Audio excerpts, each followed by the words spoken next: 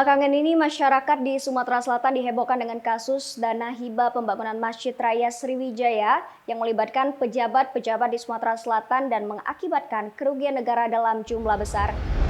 Tokoh yang menjadi tersangka mulai dari setingkat kepala biro di Pemprov Sumatera Selatan hingga mantan Gubernur Sumatera Selatan Alex Nurdin. Beberapa di antaranya telah divonis seperti Edi Hermanto, mantan Kepala Dinas PU Sumatera Selatan divonis 12 tahun penjara. Ketua Majelis Hakim Pengadilan Tipikor Palembang Sahlan Effendi mengatakan dalam dugaan kasus korupsi pembangunan Masjid Raya Sriwijaya, kerugian negara yang terjadi yakni mencapai 64 miliar rupiah. Hal tersebut diungkapkan Sahlan Effendi saat membacakan vonis terhadap Ketua Panitia Divisi Lelang Pembangunan Masjid Sriwijaya, Syarifuddin, dan mantan Ketua Panitia Pembangunan Masjid Sriwijaya, Edi Hermanto, Jumat kemarin 19 November 2021.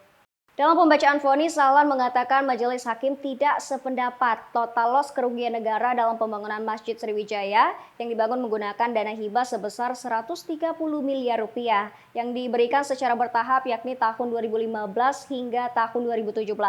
Sebab dari fakta persidangan dan keterangan saksi yang saling berkaitan, serta alat bukti di persidangan jika kerugian negara dalam perkara ini hanyalah 64 miliar rupiah. Meskipun tidak sependapat dengan total loss kerugian negara, lanjut Sahlan akan tetapi pada perkara tersebut tetap terjadi kerugian negara sebesar 64 miliar rupiah.